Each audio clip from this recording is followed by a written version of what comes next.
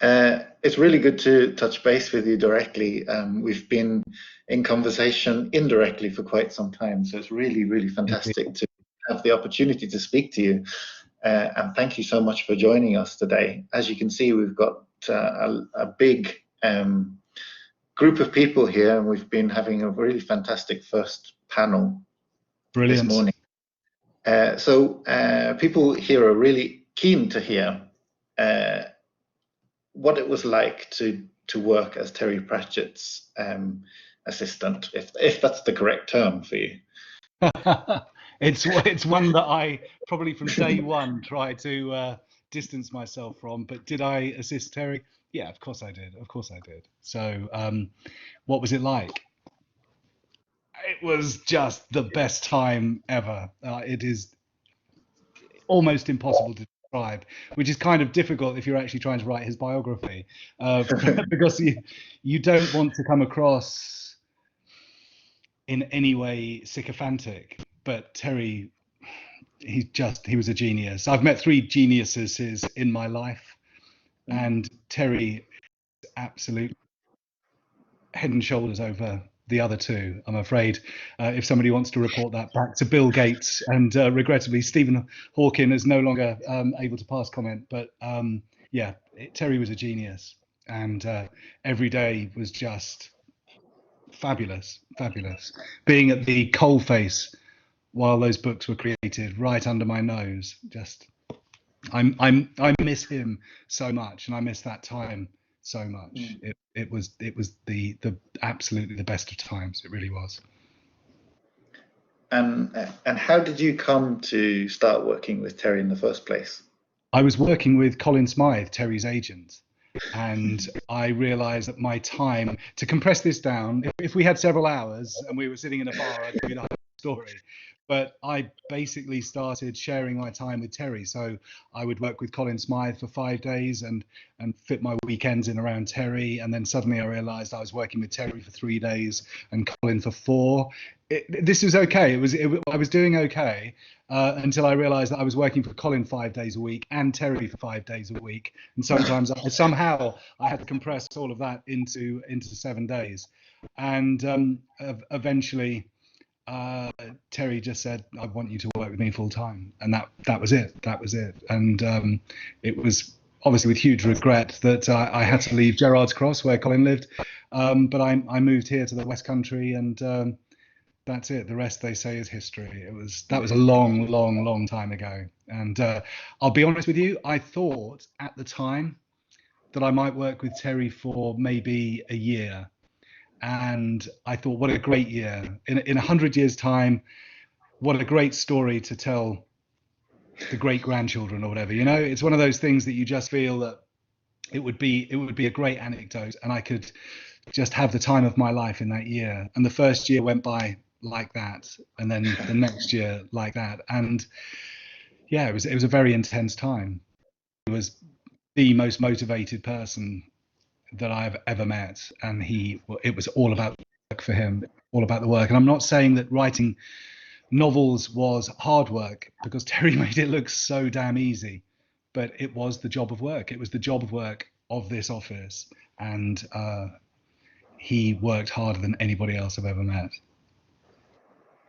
Well, that's incredibly heartening to hear. I mean, there'll be people who know Terry only through reading his work, and it's like you can imagine a person based on what they've written, but it's very different if you've actually obviously known them in person for quite a substantial amount of time, and you still have such a positive view of them. It's really wonderful. Absolutely, even on the days when he sacked me, but I was honest about that. It would be every day. So yeah, he sacked me every day, and I quit every day. So it was quite fiery, but we always argued about the words. If I could prove him wrong, gosh, I can't even believe I'm saying that. I was obviously very conceited in my youth. But if I could prove Terry wrong by the words, if I could say you can't take that route across Ankh-Morpork or whatever, and we would sit down and work it out, that's okay. But yeah, it was interesting on those days when the door was slammed so hard it would come off its hinges and things. So, yeah, I implore you all to have a look at Neil Gaiman's intro to Slip of the Keyboard, and you'll learn more about Terry in Neil's intro. If you've never met Terry, have a look at that. If you've met Terry, have a look, and it will all make sense. It's a great intro. Excellent plug. Thanks so much. I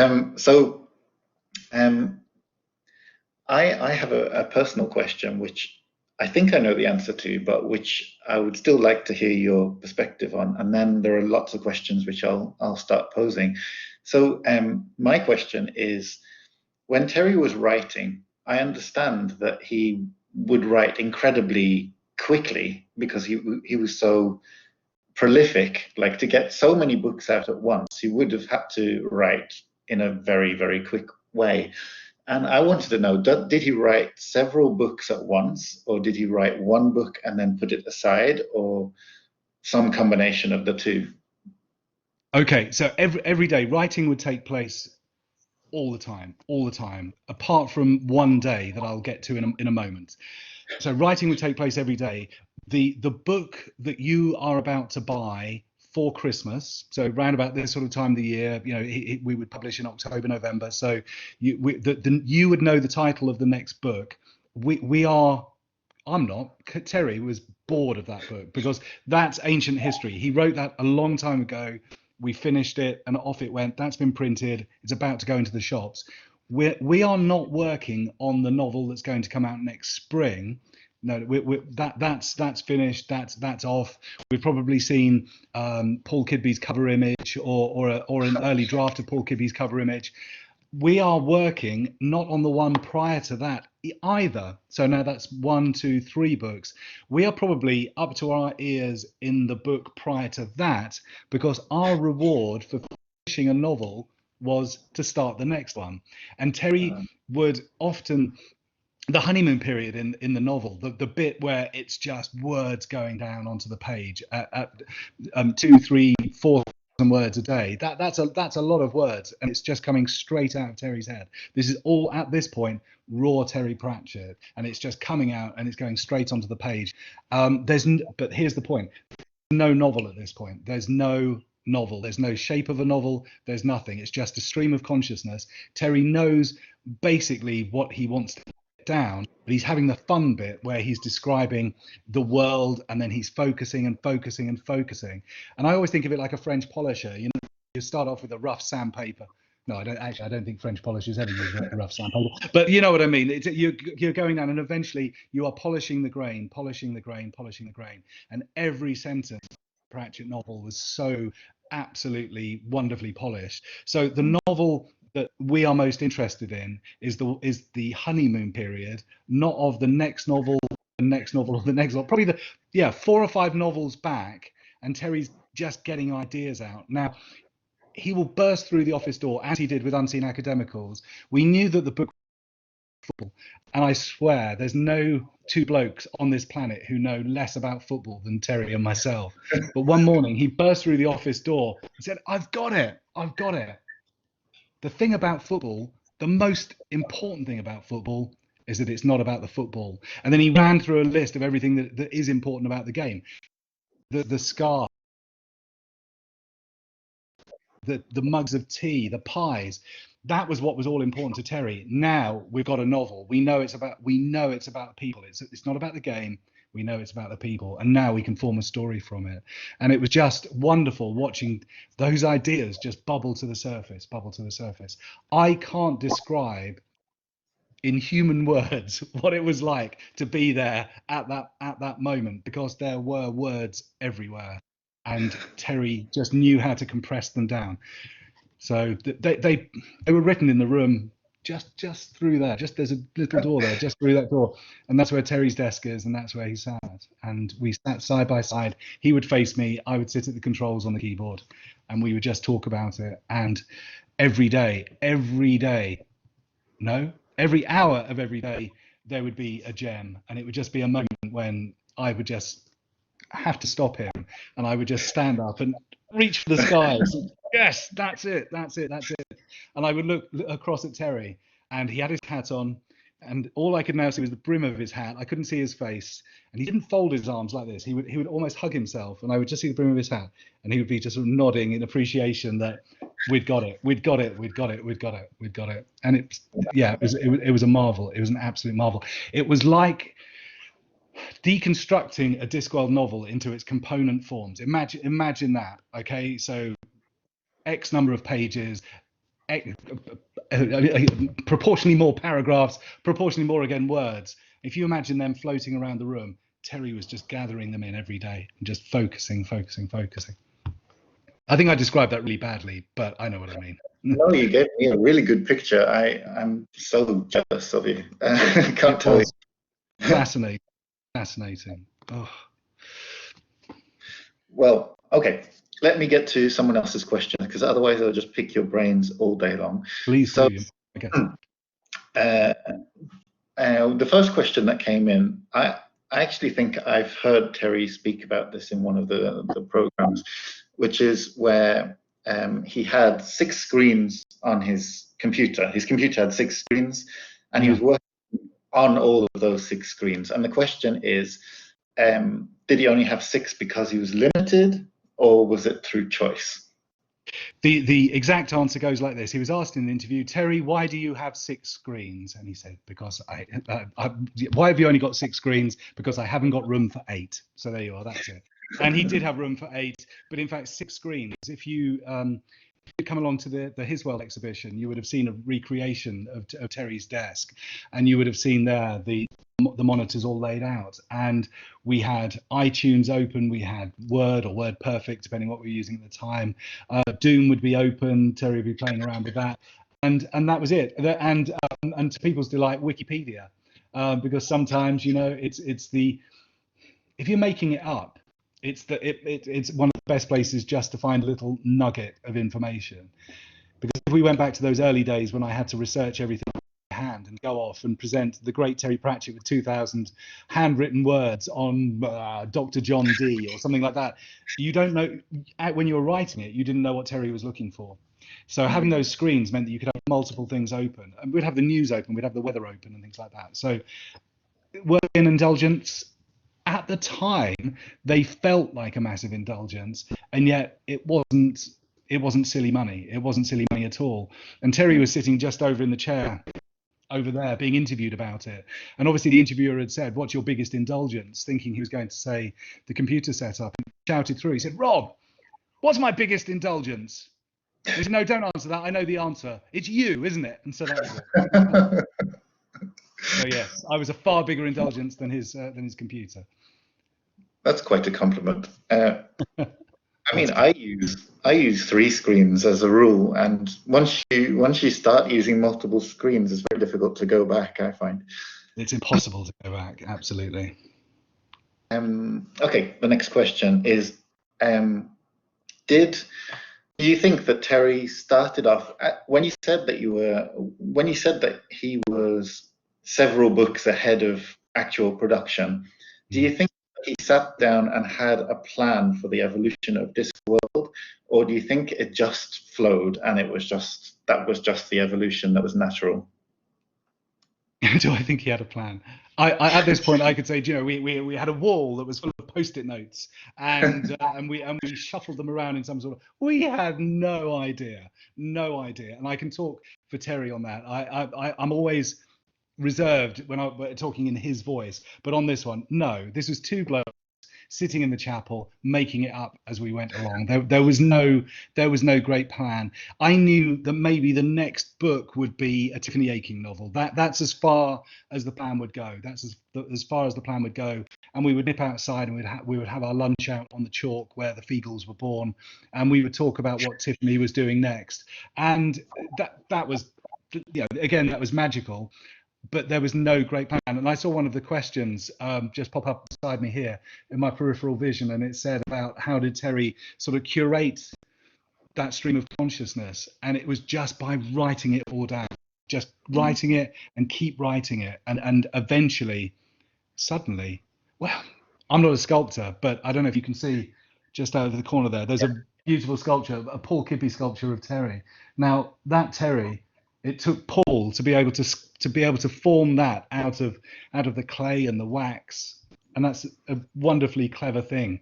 But the clay knew it was there all along, and Terry felt that about the novel. The novel knew that the story was there, and it was down to Terry to form it and knock it into shape in the same way that Paul would create that. So his sculptures and his paintings.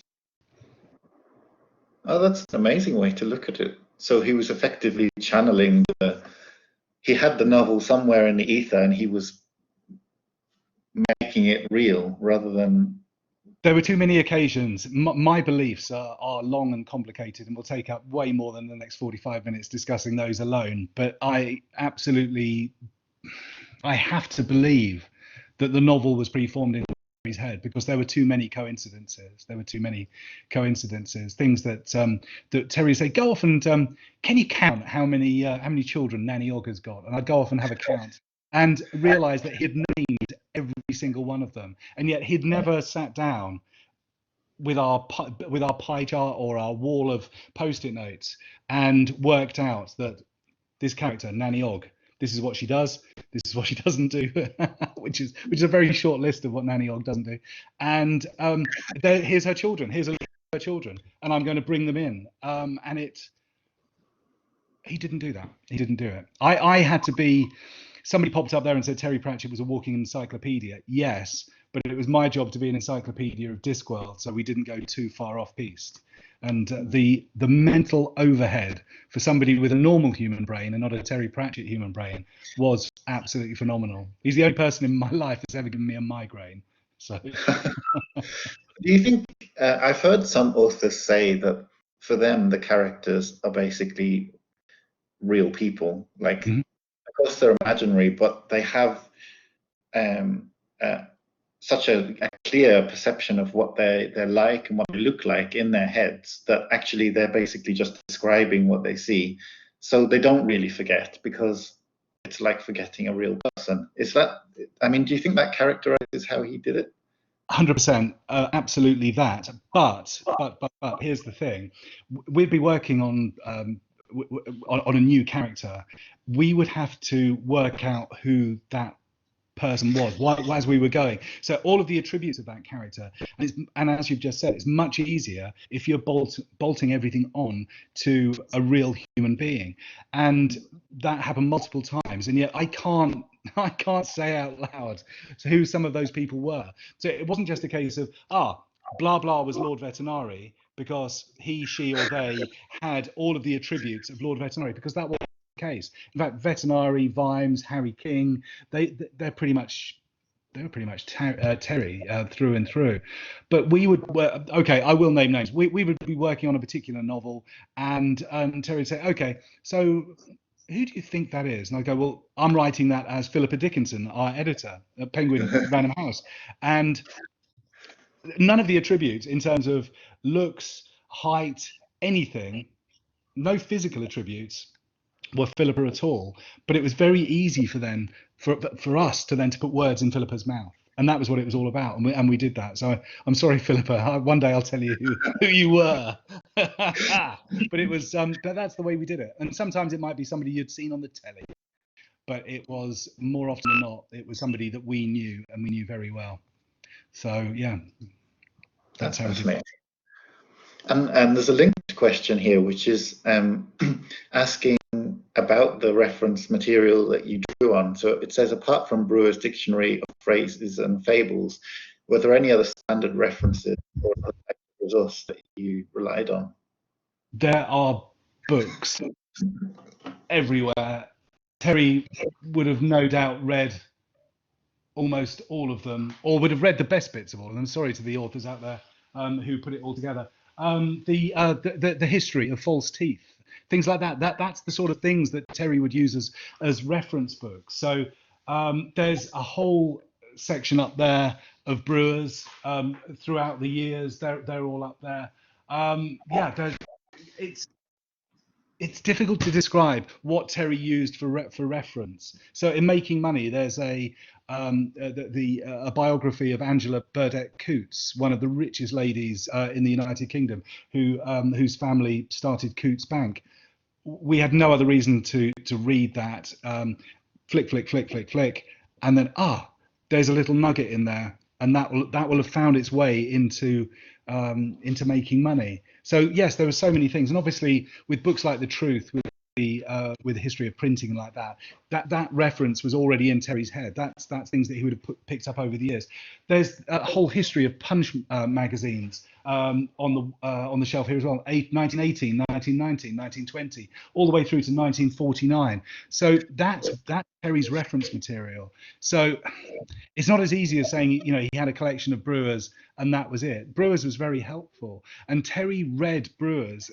Young Terry read Brewers from cover to cover, but he also read dictionaries cover to cover, which I think is fascinating. And a young Terry Pratchett, because there was nobody to tell him otherwise, he would get the pronunciation slightly wrong. So he'd read Brewers and think that he'd just been reading about ogres and things like that, because nobody had told him about ogres.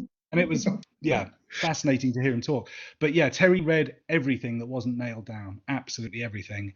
But also his greatest inspirations were what were happening in the world outside. As I said, the Feagles were born just outside here on the chalk hills, and Paul Kidby sculpted this Rob Anybody for his birthday. So there you are. So it's by doing things like that, it just brings all of it to life. And that's how he worked. That's amazing. So would you say, so just drawing on my own experience, when you have PhD students, they sometimes juggle. They struggle with juggling reading. Obviously, they have to read a massive amount, and then they also have to write a lot. Mm-hmm. So some of them write in the mornings and read in the afternoon. Some of them combine the two. Do you think that Terry had a system? Like, was he regulated in terms of when he read and when he wrote, or did it just come? No, nothing. Don't look for order where there is chaos. I promise you, there was no order. There was no order. He would wake up in the morning, and Lynn would make him a cup of tea, and he would tell Lynn about his dreams or his plans or whatever, and for a specific character or specific plot line. And what Terry used to do was he would phone people up, people like Bernard Pearson or Paul Kidby or Stephen Briggs or Colin Smythe. People would get a call at some point. And Neil Gaiman does a very good impression of Terry. The next time you see Neil Gaiman, ask him to do it. And the phone would ring, and you go, "Oh, hello, Terry." And you go, "Hello, Neil. Here, Neil, you know how this one goes." And then you would get half an hour of Terry telling you what he was doing. And then when he got to the bit that it was like, "Oh, I've solved the problem," the phone would go down. There'd be no, "Oh, cheerio, see you later," you know, down at the pub for 9 o'clock or whatever. No politeness, no nothing. The phone would go down, and then it would be a race to the keyboard for both of us. Who could get to the keyboard quickest? And that's pretty much how it works. Terry telling you out loud how the novel was going, and to be on one of those calls, the people I've just mentioned, they would be able to relay every one of those conversations, because they were solid gold. It sounds just amazing. Yeah, again, to be a fly on the wall would be amazing. So someone has asked a question which I've never ever thought of before, which is, did Terry ever mention visiting Beaconscott, the model village and railway in Beaconsfield, where he grew up? I've wondered. Yeah, absolutely. Yes, he did. And I would love to say that that's where the idea for the carpet people or whatever came from, and it didn't. He was just absolutely fascinated. And I wish this call was now happening 6 months hence, because I would then be able to show you the model railway that is going to be running around the top of the bookshelf in the chapel. So there you are. So we loved our model railways. And yes, absolutely. Of course, Terry mentioned it. And yes, he definitely went. And that's where he grew up, in Beaconsfield in Buckinghamshire. Super. Okay, someone's asking about the adaptations. So they say, "May I ask how it was to make the BBC documentary Choosing to Die, released back in 2011? It must have been a very intimate and challenging process for everyone involved." Sorry to raise this. And very powerful to watch. there were many moments during the making that particularly memorable or challenging? Were there any moments that were particularly challenging or memorable for you? And looking back on the film, is there anything that you would consider doing differently? I hope this question is not appropriate. That is such a flipping brilliant question. The questions that I'd read are, where did Terry get his funny ideas from? Because there's only one answer to that, and Terry would always go, shit, there's a little shop around the back of Beaconsfield train station, or wherever it was, and that's where he got his funny ideas from. So having a question like that, wow, knocked me for six. Yes, wow, Choosing to Die. That was a really difficult documentary to make. We'd had a lot of experience with documentaries, because when Terry was diagnosed with Alzheimer's, a guy called Craig Hunter from the BBC phoned up, and we had cleared our diary for the following year, and Terry had said, go away, knock the scab off the year, which is something that I always, it was so graphic, but I know exactly what Terry meant. Come back in 2 weeks in January. And Craig phoned us 2 weeks on January the 14th, 2 weeks into January. And we met him, and he introduced us to Charlie Russell, our director. And we loved the guys. And just at a point when Alzheimer's was about to take over our lives, because let's not forget, we thought in that first year that Terry was going to be either dead or incapable by the end of the first year. And so we decided that let's add to our stress and get a fly on the wall documentary team to work with us for that year. So that was a tough documentary. And the one thing I realized with making films at that point, that type of film, was that the only way that you can get to the other side is just being completely honest. And I know even now, I can feel that, my body language, I can feel that there's a little bit of presentation going on because I'm talking to an audience and all of that. But with a documentary, I didn't realize, because Big Brother was quite big at the time, people were asking me, how quickly did you forget the cameras were there? And I honestly thought the people in the Big Brother house were raving loonies, because they must realize they are being watched all the time, and yet you forget it.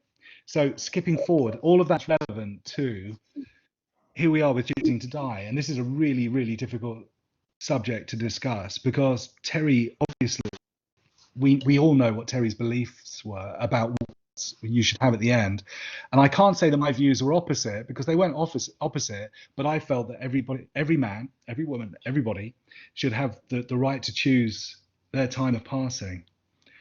But I felt it wrong that we should be talking about flying to Switzerland to do it. So in a nutshell, that was my beliefs, that we should all be able to stop suffering, but I didn't agree with us going to Switzerland.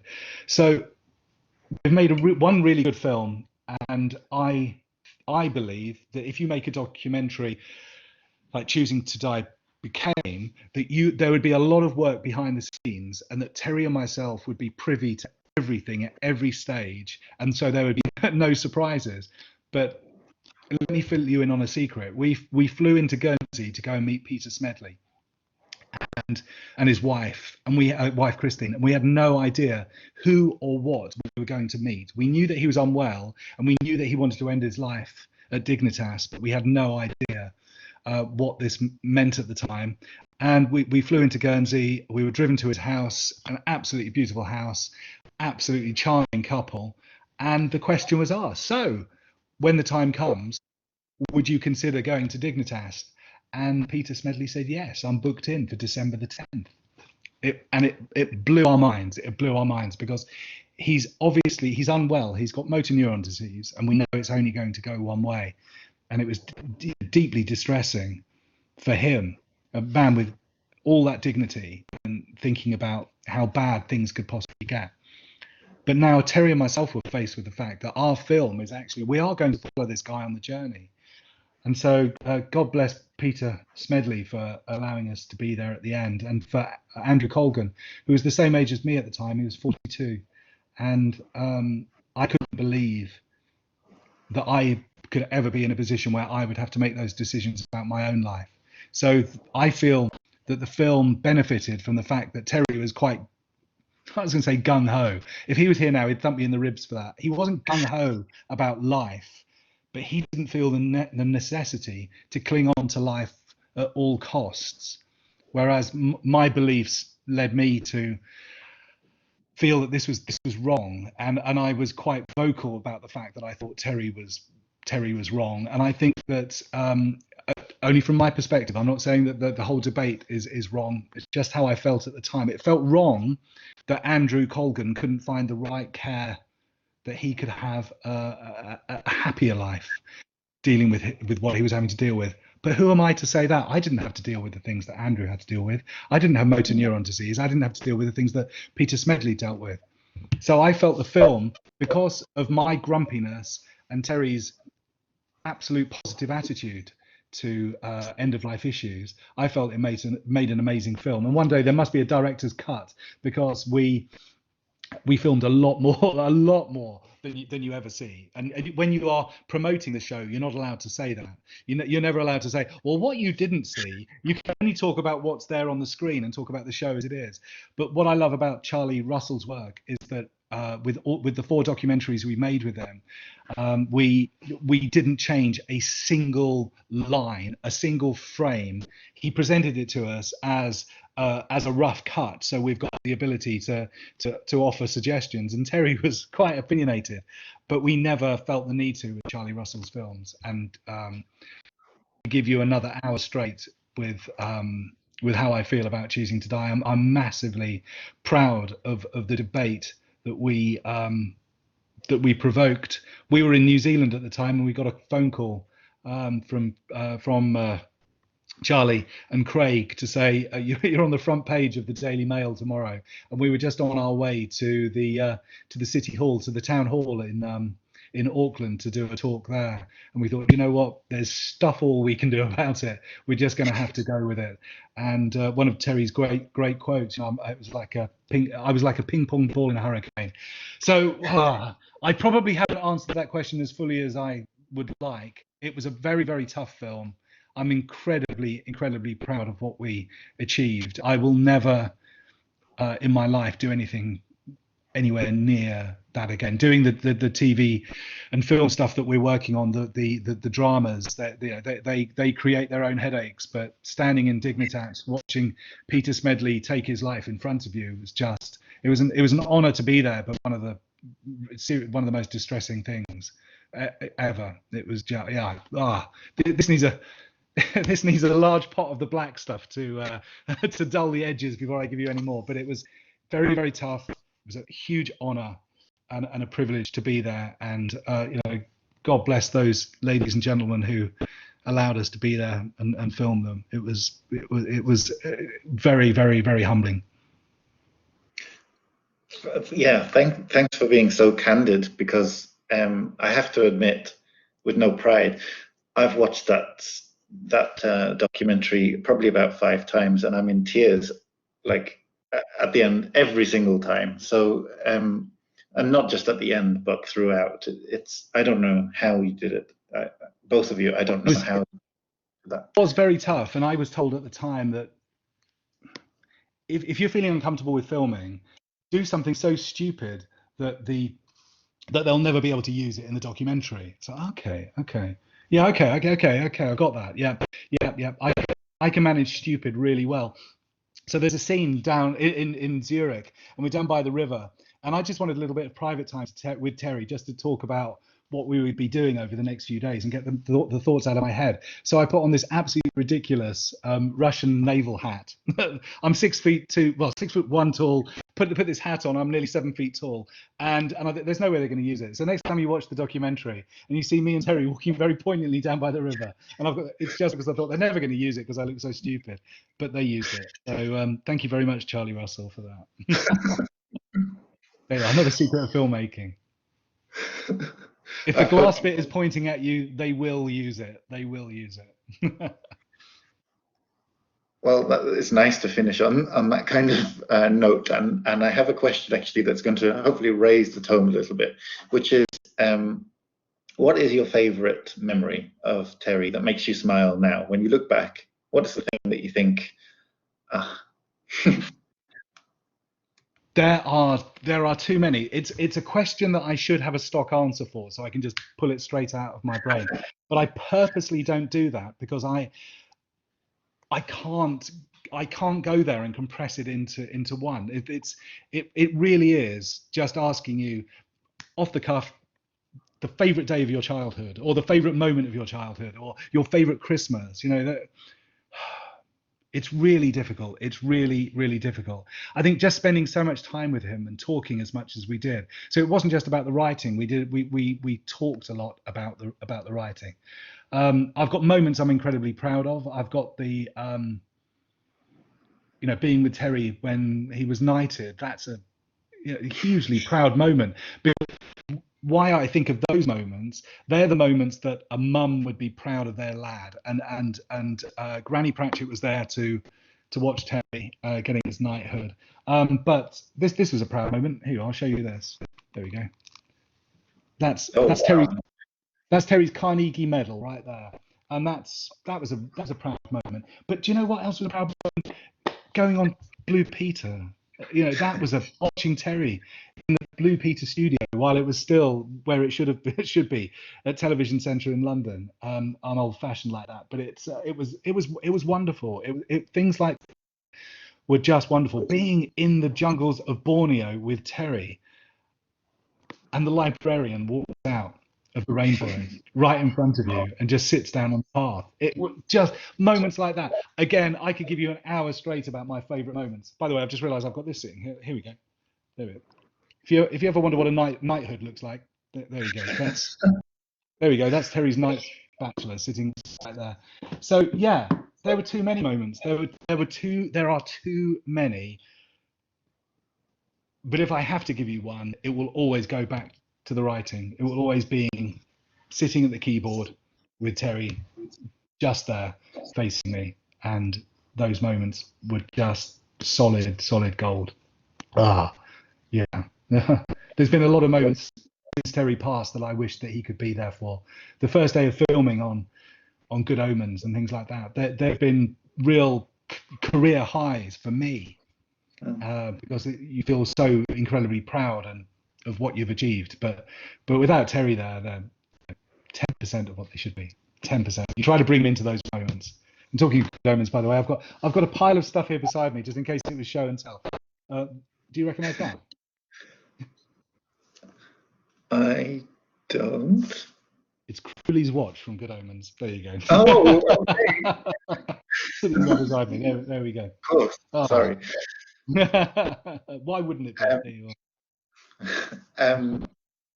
That's especially poignant, actually, if you say that your favorite moment is basically the day-to-day work.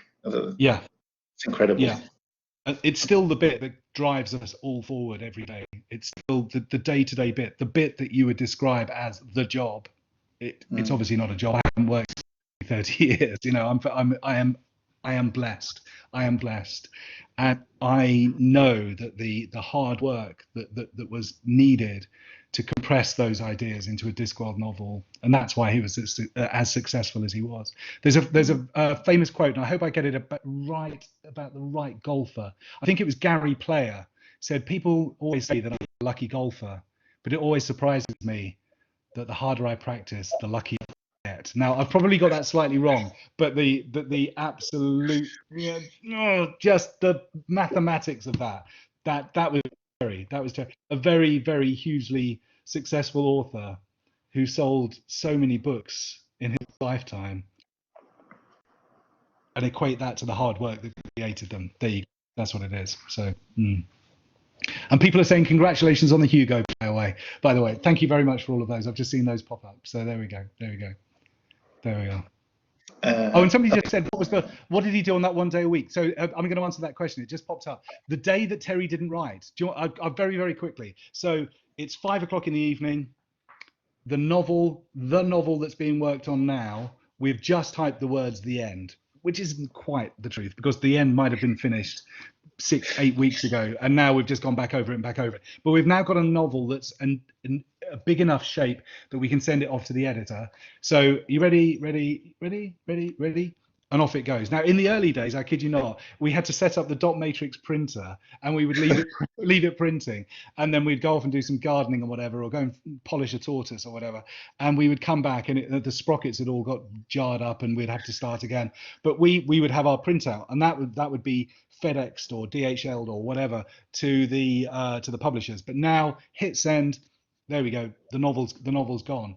And the following day, Terry would turn up in the office and say, do you fancy coming have a look at the whatever it was. We've got a ginormous tank of rainwater that Terry uses to irrigate the gardens, and we automated all of that. We loved anything that could be automated. We loved to automate, so we would go off and fiddle around with that, because it was filling up time. It was filling time, because the one thing we didn't want to do on that day was write a book. We didn't want to do that because the editors got it. So maybe about 4 or 5 again. So we were about 24 hours into not being writers now, because the novel's gone. The phone would ring, and Terry, being a journalist, could never let a phone ring more than once. And he would leap on it. He'd pick up the phone, and it would be Philippa, the editor. And I would only get Terry's side of the conversation, and I'd get Terry saying, yep, okay, bye. And the phone would go down, and every single time he would look up at me and say, we've got away with it again. And he actually meant it. There was no humor in that. The novel's done. The editor can see that there's a book there, and we've got away with it again. And he's like, right. And do you know what he'd say at that point? Do you fancy doing a little light work? So that was it. That was it. And we'd now work in the evening. So do you mean he genuinely wasn't sure whether his books would be appreciated by the editor or not? Yeah. Whether the actual shape of the novel was it something that people would enjoy reading? This is nuts, talking about a Terry Pratchett novel, and the author himself is wondering whether is it good enough. But Terry had this great saying about a lot of things, and it would be the same if a fence was being repaired or a novel was being written. He would, oh well, for folk music. And that's quite genuinely. Now, a lot of people are saying imposter syndrome. Yeah, okay, got it. Yes, absolutely. But Terry, he knew he was good. And he knew that he could write. You know, there was no question in that. But it was the narrative. Have we missed something out? And occasionally we did. Again, I think it was Unseen Academicals, where Philippa went through and she created what we call the timeline of doom. There it is. And she worked out that what we had done, we had written 6 days into what needed to be 7. I'll have to reread it to work out if I've got that right. But it wasn't just as easy as saying, okay, what we'll do, somewhere in the middle of the novel, we'll end the day here, start a day there, and we'll fill in. We're going to put in another day. So everybody went to bed and they woke up. No, it doesn't work like that. So Terry came into the office at 9 o'clock on the Friday morning. Today was the day we were fixing the manuscript. And he started, and here's a guy, please remember, with a degenerative brain disorder at this point, He's got his PCA. And he starts at 9 o'clock in the morning, tearing the novel into shreds. And we always had a shorthand that we could work to. I can't even describe the shorthand because it was grunts and squeaks. It was barely human at times. He would start talking to me about what we needed. By the end of, it was about 3 o'clock in the afternoon, he was saying, oh, you know the bit with Glenda and Pepe and the blah, blah, blah. Yeah, I'm there. Right, this is what we need to do there. Because everything we were doing over here was affecting everything over there with our new day that was going in. And this was the day that I had a migraine, because it was now 5 o'clock in the afternoon, and Terry walked over to me. And I realized I hadn't been to the bathroom. I hadn't had a drink. I'd had nothing to eat all day. I just spent the whole day at the keyboard. And he said, are you okay? He said, you look a little bit green. And I said, oh, no, I'm just going to go and get a drink, Terry. And I walked up through to the bathroom and promptly threw up. Excuse me, everybody. And wobbled a bit, got a drink, made Terry a drink, and sat down. And the world is swimming. My eyesight's gone very weird. And we realized in that moment, this was a migraine. But the point is, it's not about my migraine. It's about the fact that Terry, with his degenerative brain disorder, could have given me another 6 hours straight. he wasn't even taking a breath at this point. If somebody had been feeding us sandwiches and tea, Terry could have gone on till midnight, and he would have only stopped at midnight because he would have wanted to play a game of Oblivion before bedtime. And that's absolutely the truth. None of this you need to exaggerate. So the only thing that I'm ever guilty of is that sometimes I compress one anecdote into another anecdote because it's easier. So for the sake of time, two anecdotes make one anecdote. But with Terry, you didn't need to polish it. That was how hard he worked. And that day nearly killed me. And he didn't need to come up for a breath. And I admire him gratefully for that. I probably went to bed for the whole weekend, and that was it. And he wouldn't have even noticed. It was absolutely incredible. Was it just the passion that drove him, or was it like... We knew at the point, we were working on Nation when Terry was diagnosed. We knew that we had to get that book finished. We knew that we had to get that book finished at all costs. We had to. And that passion, in the end, the last novels, was the fact that we knew that he was running out of time. And it was awful. You know, there's so many metaphors about the train leaving the platform and me and Terry running down the platform after it and things like that. I had dreams like that, very vivid dreams for months and months after Terry passed away, and Terry was on the back of the train and I'm not able to catch him, and it was terrible. We knew the clock was ticking and we had to get the words out. So I know I can sit here and I can take criticism, and I know that Raising Steam wasn't the novel that we wanted it to be, and I know that The Shepherd's Crown was missing a few elements that Terry would have wanted in there, but he ran out of life before the novel was finished. And The Shepherd's Crown will always be it will always be a tough one for me, because the promise was made to Terry that we would destroy the hard drive. And we did with a steamroller. It was either that or firing it into space. And the Great Dorset Steam Fair happens just over the road, so it was easier doing it with the steamroller. And I made that promise, but I know that The Shepherd's Crown was definitely at a point where Terry might not have been 100% happy, but it was good enough for folk music. Okay, so yeah, it was a tough one. And in the biography, I'll mention a few things that were missing in there. I suppose the biggest one would be that you, the cat, by the time we get to the end of the novel, we realise that in fact Granny Weatherwax, when she passed, she'd been borrowing you for the rest of the novel. And we would have had the great scene with Ben Kenobi and Yoda and Granny Weatherwax and you. There they were, shimmering away. And that's how we would have ended it. But that needed too much Terry. So a lot of people can't read The Shepherd's Crown. A lot of people have said they don't want to read it because they know that when they've read it, there's no more. And there are no more. I've got in the office safe. I'm not even going to point at it. What am I doing? It's over that way. In the office safe, I have they're not even manuscripts, but I have the ideas for at least 10 named Discworld novels, and I know where they're going. And my favorite of them is Twilight Canyons, which is the old people's home where all the old trolls and goblins and dwarves go off to spend the rest of their days. And I know everything about that novel apart from the bit that Terry would have burst through the office door to tell me when we were about 40,000 words into it. And it was that's what I don't know.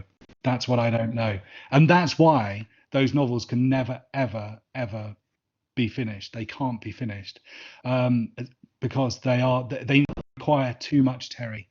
And yeah, that's the one thing that we're bereft of now. Ugh.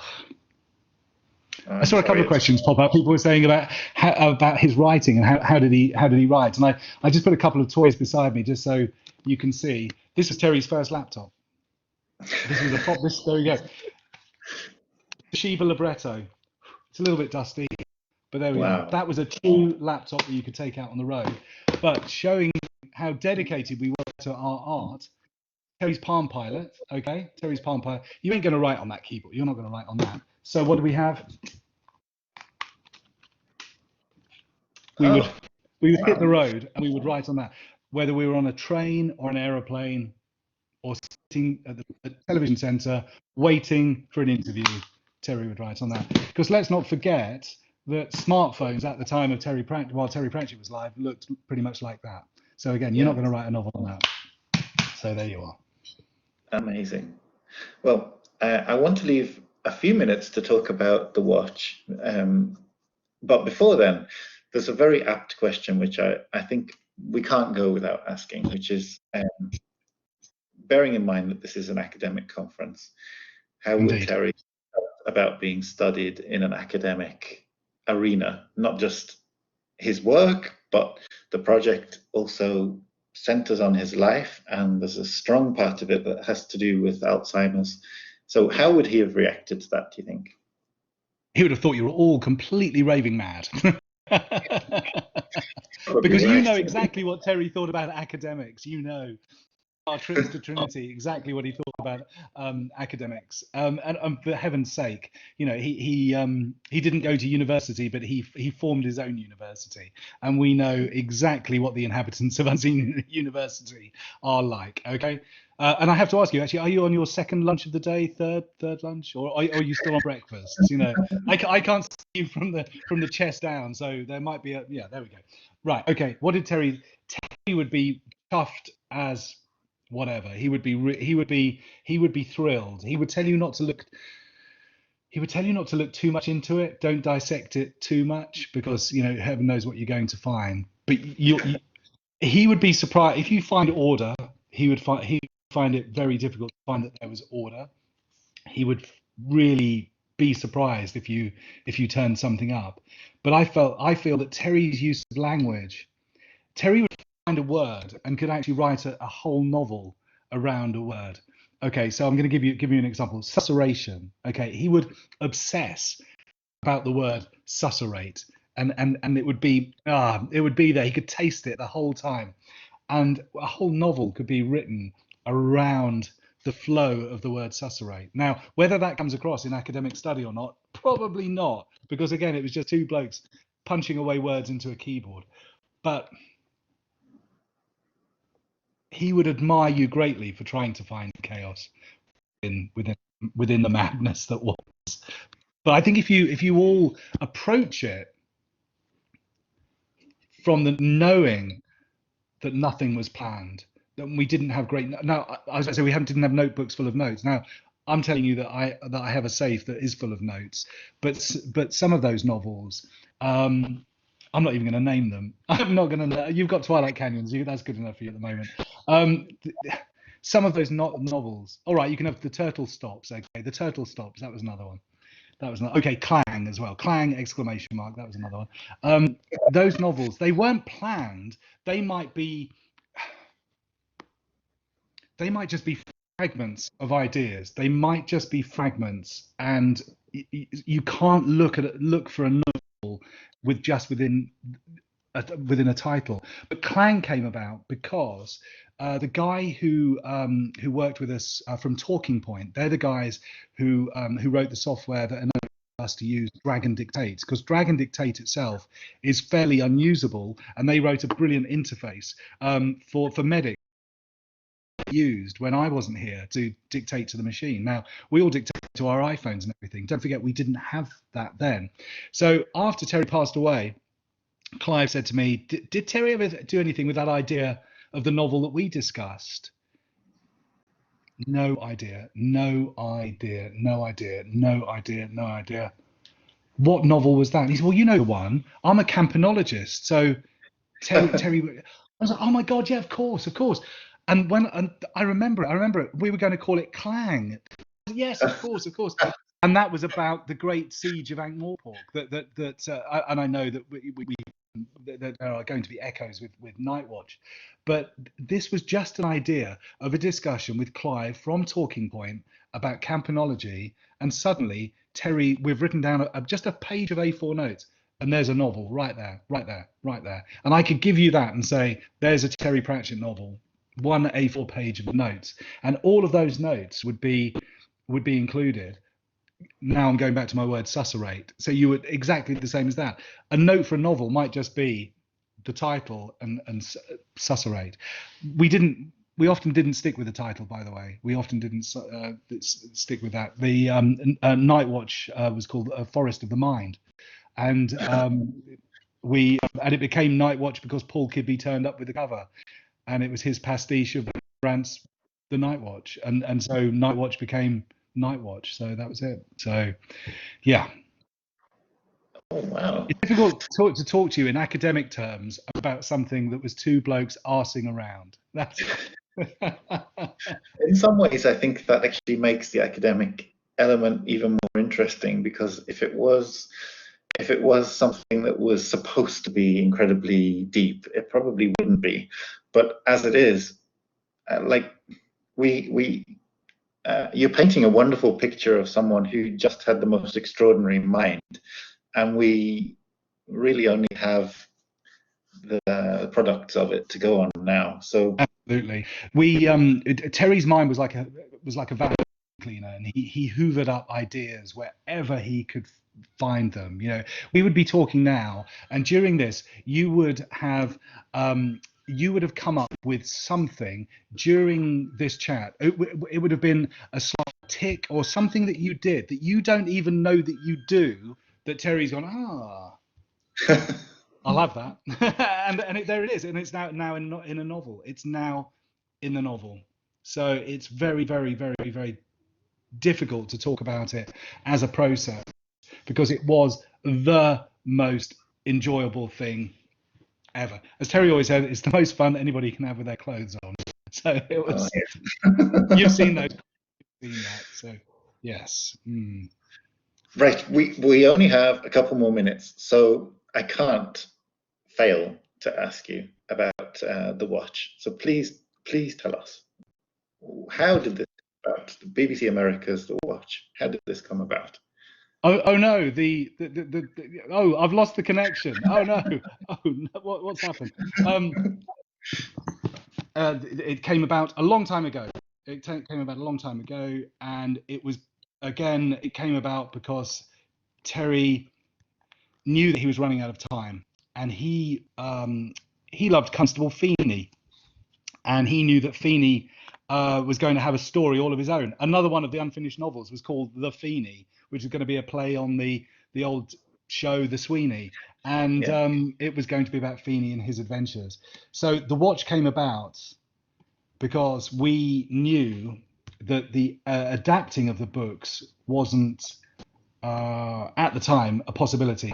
So think of a time, children, there was a time when Netflix didn't exist, and Amazon Prime didn't exist, and Hulu and all of the others did not exist, and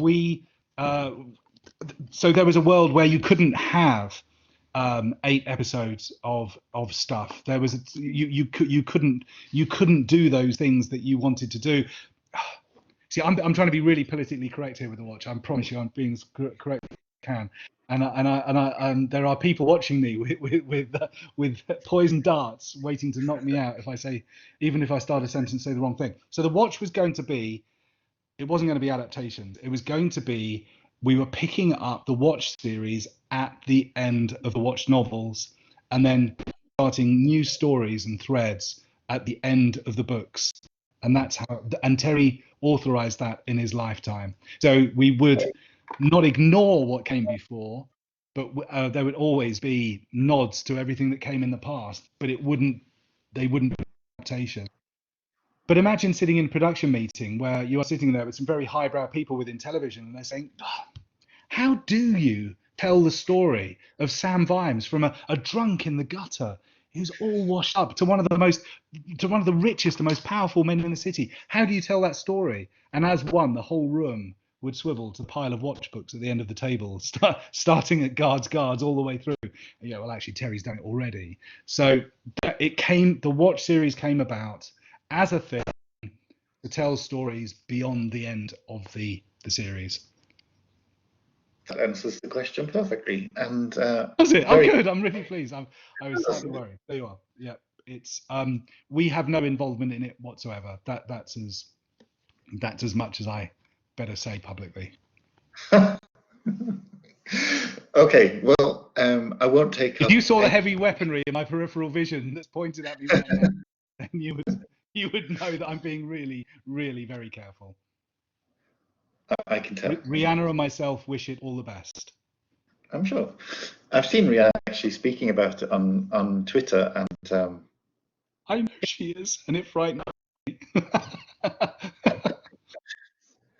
okay. So you've been so generous with your time and so candid with us. I can't hold you up any longer. So I hope this won't be the last we speak, because I'm desperate to know more. But all I can do just now is thank you so much. And you might see in the chat box, people are just, the thank yous are streaming through. So honestly, well, thank you to everybody, and thank you for just the only thing I want to finish up by saying is that everything that we do in terms of the TV and film and all of that side of things, please believe me, everybody, that for me it comes back to, at the end of the day, it comes back to the written word. That's what it comes back to. That's the bit that does it for me. If everything that we do on screen means that somebody goes and picks up a Terry Pratchett book and reads it, that's what I'm happy with. After Terry died, the fan mail that we got, fan mail for a dead author, it was just incredible.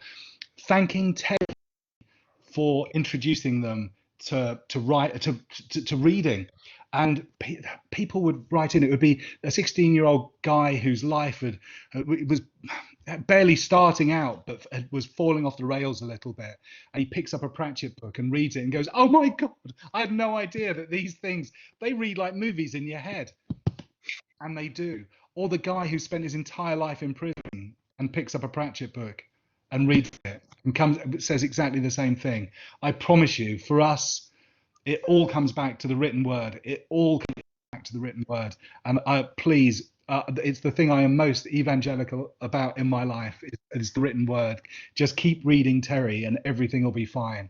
And just from the heart, everybody keep safe and well, and we'll get to the other side of this nonsense, and we'll be able to do this face to face, and I'll be able to spill Guinness down my front when I'm sitting in the long room library again. Hopefully, please. it won't be long, please. Yeah, but it's You have an absolute pleasure. And if there's room to squeeze me in again before the end of the conference, then get in touch, and I'll probably still be sitting here, still talking about Terry, because it's what I do best. So yeah, my best wishes to everybody, and to you, James. And the next time you're there in Trinity, send the old sod my love, won't you? Of course. And the invitation's open to you. If we can squeeze you in tomorrow, I'm very, very tempted to try. So thanks so much to say that, for saying I'm sure we can find something to waffle on about. Right. Thank you so much. Please go and have a cup of tea or something to relax now. Yeah, I'll see you again very soon, I hope. Take care, guys. See you then. Bye.